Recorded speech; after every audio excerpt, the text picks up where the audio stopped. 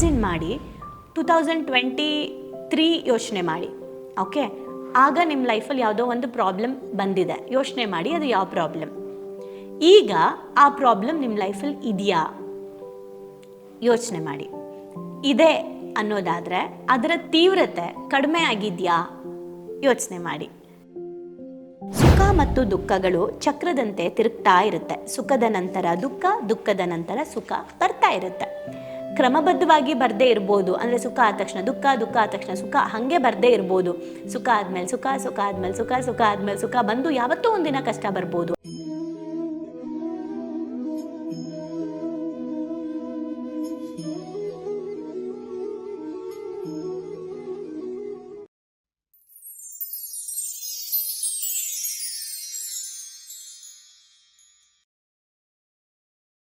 ನಮಸ್ತೆ. ಮಹಾಬಲ ಸೀತಾಳಭಾವಿ ಅವ್ರು ಬರೆದಿರುವಂತಹ ಬುಕ್ಕು ಈ ತಪ್ಪು ನೀವು ಮಾಡಬೇಡಿ, ನೆಮ್ಮದಿಯ ಬದುಕಿಗೆ 66 ಪ್ರಾಕ್ಟಿಕಲ್ ಥಿಯರಿಗಳು. ಈ ಬುಕ್ಕಿಂದ ನಮ್ಮ ಮುಂದಿನ ಚಾಪ್ಟರ್ನ ಓದೋಣ. ಆ್ಯಂಡ್ ಓದೋಕ್ಕೆ ಮುಂಚೆ ಇವತ್ತು ಒಂದು ಸ್ಪೆಷಲ್ ಡೇ ಇದೆ ನನ್ನ ಲೈಫಲ್ಲಿ. ಅದೇನು ಅಂತ ಅಂದರೆ ನನ್ನ ಮಗನ ಹುಟ್ಟುಹಬ್ಬ. ಸೊ ಈಗ ಅವನಿಗೆ 4 years ಕಂಪ್ಲೀಟ್ ಆಯಿತು.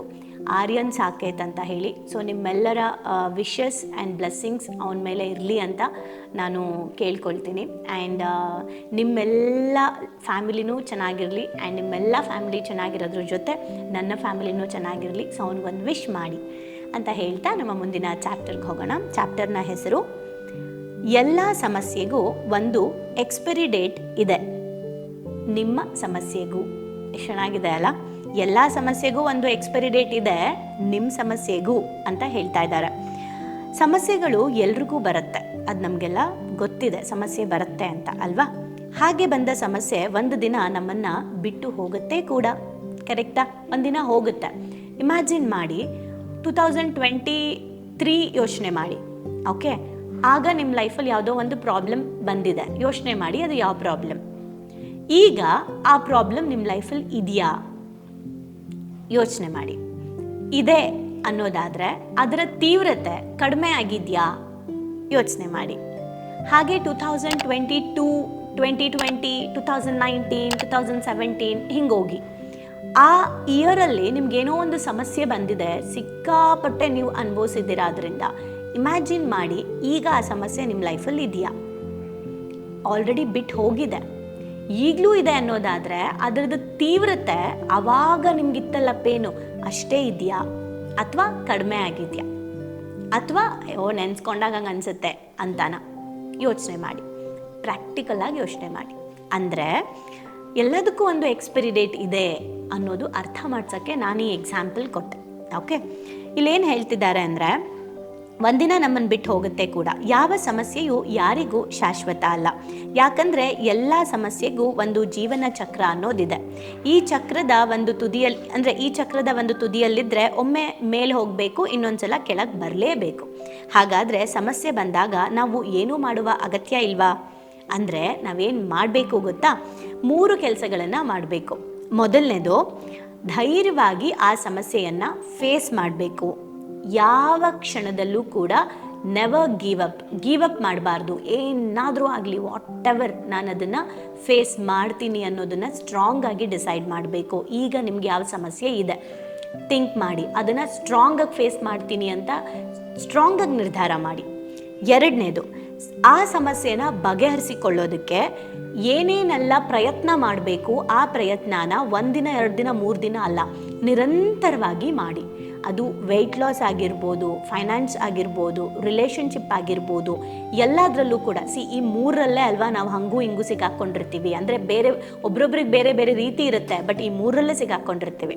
ಹಾಗಾಗಿ ಅದನ್ನು ನಿರಂತರವಾಗಿ ನೀವು ಪ್ರಾಕ್ಟೀಸ್ ಮಾಡಿ, ಅಂದರೆ ಪ್ರಯತ್ನ ಮಾಡಿ, ಅದನ್ನು ಹೋಗಿಸ್ಕೊಳ್ಳೋದಕ್ಕೆ ಟ್ರೈ ಮಾಡಿ. ಅಂದರೆ ನಿಲ್ಲಿಸಬೇಡಿ, ಕನ್ಸಿಸ್ಟೆನ್ಸಿಯಿಂದ. 3ನೇದೇನೆಂದರೆ, ಆ ಸಮಸ್ಯೆಯಿಂದ ಆಗಿರುವಂತಹ ಗಾಯ ಏನಿದೆ ಅದು ತನ್ನಷ್ಟಕ್ಕೆ ಗುಣಪಡಿಸ್ಕೊಳ್ಳುತ್ತೆ, ನೀವು ಸ್ವಲ್ಪ ಸಮಯನ ಅದಕ್ಕೆ ಕೊಡಿ. ಓಕೆ, ಅಂದರೆ ಟೈಮ್ ಕೊಡಬೇಕು ನಾವು. ಯಾಕಂದರೆ ಕಾಲ ಅನ್ನೋದು ಒಂದು ಅತ್ಯುತ್ತಮವಾದಂತಹ ಹೀಲರ್ ಅಂತ ಕರೀತಾರೆ. ಏನು, give some time to time will heal everything ಅಂತ ಒಂದು ಸೆಂಟೆನ್ಸ್ ಇದೆ ಅಲ್ವಾ? ಸಮಯ ಎಲ್ಲನೂ ಸರಿಪಡಿಸುತ್ತೆ. ಸೊ ನಾವು ಸ್ವಲ್ಪ ಸಮಯಕ್ಕೆ ಸಮಯ ಕೊಡಬೇಕು ಅಂತ. ಈ 3 ರೀತಿಯಿಂದ ನಾವು ಯಾವುದೇ ಸಮಸ್ಯೆ ಆದರೂ ಕೂಡ ಎದುರಿಸ್ಬೇಕಂತೆ. 1, ಧೈರ್ಯದಿಂದ ನೆವರ್ ಗಿವ್ ಅಪ್. 2ನೇದು, ಆ ಸಮಸ್ಯೆಗೆ ನಿರಂತರವಾಗಿ ಪ್ರಯತ್ನ ಮಾಡಿ ಮಾಡಿ ಮಾಡಿ ಮಾಡಿ ಆ ಸಮಸ್ಯೆನ ಹೋಗಿಸ್ಕೊಳ್ಳೋದು. ಆ್ಯಂಡ್ 3ನೇದು, ಸ್ವಲ್ಪ ಆ ಸಮಸ್ಯೆಯಿಂದ ಆದಂತಹ ಪೇನ್ ಏನಿದೆ ಅದು ತನ್ನಷ್ಟಕ್ಕೆ ತಾನೇ ಕ್ಲಿಯರ್ ಆಗೋದಕ್ಕೆ ಟೈಮ್ ಕೊಡೋದು. ಈ 3ನ್ನ ನೀವು ಯಾವ ಪ್ರಾಬ್ಲಮಲ್ಲಾದರೂ ಯೋಚನೆ ಮಾಡಿ. ಓಕೆ, ಈಗ ವೆಯ್ಟ್ ಲಾಸ್ ಆಗಬೇಕು ಅಂದರೆ ನಿರಂತರ ಪ್ರಯತ್ನ ಮಾಡಿ, ತನ್ನಷ್ಟಕ್ಕೆ ತಾನೇ ಹೋಗುತ್ತೆ. ನಿಮ್ಮ ಪ್ರಯತ್ನ ನಿರಂತರವಾಗಿರಲಿ, ಸಮಯ ಕೊಡಿ ಅದಕ್ಕೆ ಸ್ವಲ್ಪ. ಕ್ಲಿಯರ್? ಹಾಗೆಯೇ ಸುಖ ಮತ್ತು ದುಃಖಗಳು ಚಕ್ರದಂತೆ ತಿರುಗ್ತಾ ಇರುತ್ತೆ. ಸುಖದ ನಂತರ ದುಃಖ, ದುಃಖದ ನಂತರ ಸುಖ ಬರ್ತಾ ಇರುತ್ತೆ. ಕ್ರಮಬದ್ಧವಾಗಿ ಬರದೇ ಇರ್ಬೋದು, ಅಂದರೆ ಸುಖ ಆದ ತಕ್ಷಣ ದುಃಖ, ದುಃಖ ಆದ ತಕ್ಷಣ ಸುಖ, ಹಾಗೆ ಬರದೇ ಇರ್ಬೋದು. ಸುಖ ಆದಮೇಲೆ ಸುಖ, ಸುಖ ಆದಮೇಲೆ ಸುಖ, ಸುಖ ಆದಮೇಲೆ ಸುಖ ಬಂದು ಯಾವತ್ತೂ ಒಂದಿನ ಕಷ್ಟ ಬರ್ಬೋದು. ಅಥವಾ ಕಷ್ಟ ಆದಮೇಲೆ ಕಷ್ಟ ಬಂದು ಆಮೇಲೆ ನಮಗೆ ಸುಖ ಬರ್ಬೋದು. ಓಕೆ, ಸೊ ಇದು ನಾರ್ಮಲಿ ಆಗ್ತಾನೇ ಇರುತ್ತೆ. ಇದು ಅದಕ್ಕೆ ಅದರದ್ದೇ ಆದಂತಹ ಸಮಯ ಹಿಡಿಯುತ್ತೆ. ಬಿಸ್ಕೆಟ್ ಪ್ಯಾಕ್ ಮೇಲಿರುವಂತಹ ಎಕ್ಸ್ಪೈರಿ ಡೇಟ್ ಅಲ್ಲ, ಸಮಸ್ಯೆಗೆ ಬಿಸ್ಕೆಟ್ ಪ್ಯಾಕ್ ಮೇಲೆ ಅಥವಾ ಪ್ರಾಡಕ್ಟ್ ಮೇಲೆ ಒಂದು ಎಕ್ಸ್ಪೈರಿ ಡೇಟ್ ಅಂತ ಇರುತ್ತೆ. ಆ ಥರ ನಮ್ಮ ಪ್ರಾಬ್ಲಮ್ಸ್ಗೆ ಎಕ್ಸ್ಪೈರಿ ಡೇಟ್ ಅಲ್ಲ ಇವ್ರು ಹೇಳ್ತಾ ಇರೋದು. ಇವ್ರು ಹೇಳ್ತಿರೋದೇನೆಂದರೆ, ನಿಮ್ಮ ಸಮಸ್ಯೆ ಎಷ್ಟು ತೀವ್ರವಾಗಿದೆ, ಓಕೆ, ಎಷ್ಟು ಇಂಟೆನ್ಸಿವ್ ಆಗಿದೆ ನಿಮ್ಮ ಸಮಸ್ಯೆ, ಅದೇ ಥರ ನೀವು ಎಷ್ಟು ಅದನ್ನು ಹೋಗಿಸ್ಕೊಳ್ಳೋಕ್ಕೆ ಪ್ರಯತ್ನ ಮಾಡ್ತಾ ಇದ್ದೀರಾ ನೀಟಾಗಿ, ಅದರ ಆಧಾರದ ಮೇಲೆ ಆ ಸಮಸ್ಯೆ ಎಕ್ಸ್ಪೈರಿ ಡೇಟ್ ಆಗುತ್ತೆ. ಎಕ್ಸ್ಪೈರಿ ಡೇಟ್ ಇರುತ್ತೆ ಅದಕ್ಕೆ ಅಂತ. ಅರ್ಥ ಆಯ್ತಾ? ಅಂದರೆ ಎಷ್ಟು ಸ್ಟ್ರಾಂಗ್ ಇದೆ ನನ್ನ ಸಮಸ್ಯೆ, ಜೊತೆಗೆ ಅದನ್ನು ನಾನು ಹೇಗೆ ಪ್ರಯತ್ನ ಮಾಡ್ತೀನಿ ಅನ್ನೋದ್ರ ಮೇಲೆ ಆ ಸಮಸ್ಯೆ ನಮಗೆ ಡೆಫಿನೆಟ್ಲಿ ಕ್ಲಿಯರ್ ಆಗುತ್ತೆ. ಎಕ್ಸ್ಪೈರಿ ಡೇಟ್ ಇದ್ದೇ ಇದೆ. ಓಕೆ, ಕೆಲ ಸಮಸ್ಯೆಗಳು ಇಲ್ಲಿ ತುಂಬ ಚೆನ್ನಾಗಿದೆ. ಇನ್ನೊಂದು ತುಂಬ ಇಂಪಾರ್ಟೆಂಟ್, ಕೆಲ ಸಮಸ್ಯೆಗಳು ವಾಸ್ತವವಾಗಿ ಬಗೆಹರಿಯೋದೇ ಇಲ್ಲ. ನೀವು ಹೇಳ್ಬೋದು, ಮ್ಯಾಮ್ ಈ ಸಮಸ್ಯೆ ಬದಲಾಯಿಸೋಕ್ಕೆ ಸಾಧ್ಯನೇ ಇಲ್ಲ ಅಂತ. ಇರಬಹುದು, ಆ ಥರ ಸಮಸ್ಯೆಗಳು ಇರ್ಬೋದು. ಆದರೆ ನಮ್ಮ ಮನಸ್ಸು ಕ್ರಮೇಣ ಅದನ್ನು ಸಮಸ್ಯೆ ಅನ್ನೋದನ್ನು ನೋಡೋದೇ ಬಿಟ್ಬಿಟ್ಟು ನನ್ನ ಜೀವನದಲ್ಲಿ ಇದು ಒಂದು ಭಾಗ ಅಂತ ಅನುಸರಿಸ್ಕೊಂಡು ಹೋಗೋ ಲೆವೆಲ್ಗೆ ನಾವು ರೆಡಿ ಆಗಬೇಕಾಗಿದೆ. ಆ್ಯಂಡ್ ಅದು ಆಗತ್ತೆ ಕೂಡ. ಫಾರ್ ಎಕ್ಸಾಂಪಲ್, ಅದಕ್ಕೆ ಇವರು ಒಂದು ಒಳ್ಳೆ ಉದಾಹರಣೆ ಕೊಟ್ಟಿದ್ದಾರೆ. ಕೆಲವೊಂದು ಟೈಮ್ ಆಕ್ಸಿಡೆಂಟ್ ಆಗಿರುತ್ತೆ, ಕಾಲು ಕತ್ತರಿಸಿ ಹೋಗ್ಬಿಟ್ಟಿರುತ್ತೆ. ಓಕೆ, ಅದು ಮತ್ತೆ ಬರಲ್ಲ. ಈಗ ಅವರು ಸರ್ಜರಿ ಮಾಡಿಸ್ಬೋದು ಅಥವಾ ಬೇರೆ ಒಂದು ಆರ್ಟಿಫಿಷಿಯಲ್ ಕಾಲು ಹಾಕ್ಸ್ಬೋದು, ವಾಟ್ ಎವರ್, ಆದರೆ ಮತ್ತೆ ಬರಲ್ಲ ಅದು ಅನ್ನೋದು ಗೊತ್ತಿದೆ ಅಂತ ಅಂದ್ಕೊಳ್ಳಿ. ಓಕೆ, ಈ ಥರ ಎಷ್ಟೋ ಸಮಸ್ಯೆಗಳಿರುತ್ತೆ. ಈಗ ಮದುವೆ ಲವ್ ಆಗಿರುತ್ತೆ, ಸೊ ಲವ್ ಬ್ರೇಕಪ್ ಆಗಿರುತ್ತೆ, ಬೇರೆ ಬೇರೆ ಮದುವೆ ಆಗಿಬಿಟ್ಟಿರ್ತಾರೆ, ಅವ್ರ ಜರ್ನಿ ಕಂಟಿನ್ಯೂ ಆಗಿರುತ್ತೆ, ಅವ್ರಿಗೆ ಮಕ್ಕಳಾಗಿರುತ್ತೆ. ಸೊ ನೋ ವೇ, ಅದು ಬರಲ್ಲ ವಾಪಸ್. ಓಕೆ, ನೇಚರ್ಗೆ ಅಪೋಸಿಟ್ ಬೇಡ, ಮತ್ತೆ ಹೇಳ್ತಾ ಇದ್ದೀನಿ. ಸೊ ಬರಲ್ಲ ಅದು. ಓಕೆ, ಅದನ್ನು ನಾನು ಅದ್ರ ಜೊತೆಗೆ ಜೀವಿಸೋದನ್ನು ಕಲಿಬೇಕು. ಹಾಗೆ ಆಕ್ಸಿಡೆಂಟಲ್ಲಿ ಕಾಲು ಕೈಯೋ ಏನೋ ಹೋಗಿರುತ್ತೆ, ಮತ್ತೆ ಅದು ಬರಲ್ಲ, ಅದನ್ನು ನಾನು ಜೀವಿಸೋದನ್ನು ಕಲಿಬೇಕು. ಅಂದರೆ ಕೆಲವು ಸಮಸ್ಯೆಗಳು ಬಗೆಹರಿಯೋದೇ ಇಲ್ಲ ಅನ್ನೋದಾದರೆ ಅದ್ರ ಜೊತೆ ಜೀವಿಸೋದನ್ನು ನಾವು ಪ್ರಾರಂಭಿಸಬೇಕು. ಇದೇ ಸಹಜವಾಗಿ ಜೀವಿಸುವಂತಹ ಒಂದು ಗುಣ. ಕೆಲವು ಸಮಸ್ಯೆಗಳು ಅದ್ರ ಪಾಡಿಗೆ ಅದೇ ಬಗೆಹರಿಯುತ್ತೆ ಅಂತ. ಇದನ್ನು ಹೇಳಬೇಕಾದ್ರೆ ನನಗೆ ಒಬ್ಬರು ವ್ಯಕ್ತಿ ನೆನಪಾಗ್ತಾ ಇದ್ದಾರೆ.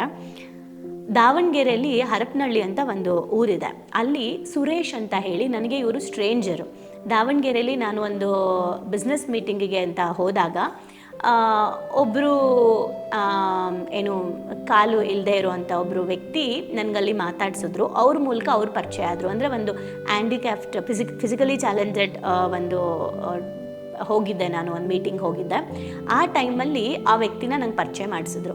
ನಂಗೆ ಆ ವ್ಯಕ್ತಿನ ನೋಡಿ ಎಷ್ಟು ಖುಷಿ ಆಯಿತು ಅಂದರೆ, ಅವರು ಎಷ್ಟು ಎನರ್ಜೆಟಿಕ್ ಆಗಿ ಇದ್ದಾರೆ ಅಂದರೆ, ಅವರು ಆ್ಯಕ್ಚುಲಿ 3rd ಫ್ಲೋರಿಂದ ಬಿದ್ದುಬಿಟ್ಟು ಸ್ಪೈನಲ್ ಪ್ರಾಬ್ಲಮ್ ಆಗಿ ಬೆಡ್ ರಿಡನ್ ಆಗಿ, ಒಂದು ಮಗು ಇದೆ, ವೈಫ್ ಇದ್ದಾರೆ. ನಾನು ಅವ್ರನ್ನ ಮೀಟ್ ಮಾಡಿ ಆಲ್ರೆಡಿ 7 ಇಯರ್ಸ್ ಆಯಿತು. ಬಟ್ ಇನ್ನೂ ಟಚ್ಚಲ್ಲಿದ್ದಾರೆ. ಸ್ಟ್ರೇಂಜರ್, ಬಟ್ ಅವ್ರು ಟಚ್ಚಲ್ಲಿದ್ದಾರೆ ಇವತ್ತಿಗೂ ಕೂಡ. ಅವರೇ ಆಗಿರ್ಬೋದು, ಅವ್ರ ವೈಫ್ ಆಗಿರ್ಬೋದು, ಅವ್ರ ಮಗು ಆಗಿರ್ಬೋದು, ಆ ಸಮಸ್ಯೆ ಅಂತ ಆ ಟೈಮಲ್ಲಿ ಅನಿಸಿದೆ. ಬಟ್ ಈಗ ಅದ್ರ ಜೊತೆ ಬದುಕೋದನ್ನು ಕಲ್ತಿದ್ದಾರೆ. ಓಕೆ, ನಾನು ಅವ್ರಿಗೆ law of attraction secret book ಕೂಡ ಹೇಳಿದ್ದೆ, ಲೈಕ್. ಆ್ಯಂಡ್ ಅವ್ರು ಅದನ್ನು ಓದ್ತಾ ಇದ್ರು. ಆ್ಯಂಡ್ ಅವರು ಅಡ್ಮಿಟ್ ಆದಾಗ ಒಂದ್ಸಲ, ಅಂದರೆ ಮತ್ತೆ ಏನೋ ಒಂದು ಇನ್ಸಿಡೆಂಟ್ ಆಗಿ ಅವ್ರು ಅಡ್ಮಿಟ್ ಆದಾಗ ಒಂದ್ಸಲ ಹಾಸ್ಪಿಟಲ್ಗೆ ಹೋಗ್ಬಿಟ್ಟು ಬಂದೆ, ವಿಷಯ ಗೊತ್ತಿಲ್ಲ. ಸಮ್ ವ್ಯಕ್ತಿಗಳು ಅದು ಹೆಂಗೆ ಅಂತ ಗೊತ್ತಿಲ್ಲ, ಅದು ಯಾಕೆ ಹೋಗ್ತೀವಿ ಅಂತಲೂ ಗೊತ್ತಿಲ್ಲ, ಹೋಗಿ ಬಂದೆ ಗೊತ್ತಿಲ್ಲ. ಬಟ್ ಆ ವ್ಯಕ್ತಿ ಯಾಕೆ ನನಗೆ ಬಹಳ ಇಷ್ಟ ಆದರು, ಅವರು ಅವ್ರ ಫ್ಯಾಮಿಲಿ, ಅಂದರೆ ಎಷ್ಟು ಸ್ಟ್ರಾಂಗ್ ಆಗಿ ಅದನ್ನು ಅವರು ಎಕ್ಸೆಪ್ಟ್ ಮಾಡ್ಕೊಂಡಿದ್ದಾರೆ ಅಂದರೆ, ಡೈಲಿ ಅವರು ಎಕ್ಸಸೈಸ್ ಮಾಡ್ತಾರೆ.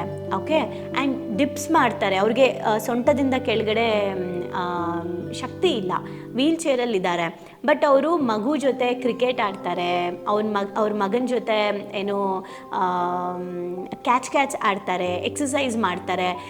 ಆ ಥರ ಆದ ತಕ್ಷಣ ಕೆಲವರು ದಪ್ಪ ಆಗಿಬಿಡ್ತಾರೆ ಸಮಸ್ಯೆ ಅಂದ್ಕೊಂಡು. ಇವ್ರು ಹಂಗೆ ಅಂದ್ಕೊಂಡಿಲ್ಲ, ಆಗಿದೆ ಇವಾಗ ಏನು ಮಾಡೋಕ್ಕಾಗತ್ತೆ ಅಂತ ಹೇಳಿ ಅವರ ದುಡಿಮೆ ದುಡಿಯೋಕೆ ಆಗಿಲ್ಲ ಅಲ್ಲ, ಸ್ಟಾಪ್ ಮಾಡಿ ಈಗ ಒಂದು ಜೆರಾಕ್ಸ್ ಅಂಗಡಿ ಇಟ್ಕೊಂಡು ಅದರಲ್ಲಿ ಅವರು ದುಡಿಮೆ ನಡೆಸ್ತಾ ಇದ್ದಾರೆ. ಸೊ ದುಡಿಮೆನೂ ಮಾಡ್ತಾ ಇದ್ದಾರೆ, ಎಕ್ಸಸೈಸ್ ಮಾಡ್ತಾ ಇದ್ದಾರೆ, ಮಕ್ಕಳ ಜೊತೆ ಚೆನ್ನಾಗಿದ್ದಾರೆ. ಆ್ಯಂಡ್ ಅವ್ರ ವೈಫ್ಗೆ ನಾನು ಸೀರಿಯಸ್ಲಿ ಗ್ರೇಟ್, ನನಗೆ ಬಹಳ ಇಷ್ಟ ಅವ್ರ ವೈಫ್. ನಾನು ಅವ್ರ ಜೊತೆ ಮಾತಾಡಿ ಬಹಳ ದಿನ ಆಗಿದೆ, ಬಟ್ ಮೆಸೇಜಲ್ಲಿ ಇದ್ದೀನಿ, ಲೈಕ್ ಏನಾದ್ರು ಮೆಸೇಜ್ ಕಳಿಸ್ತಾ ಇರ್ತೀನಿ, ಅವರು ಕಳಿಸ್ತಾ ಇರ್ತಾರೆ, ಬಟ್ ನಾವು ಮಾತಾಡೇ ಇಲ್ಲ, ಬಹಳ ವರ್ಷ ಆಗಿದೆ.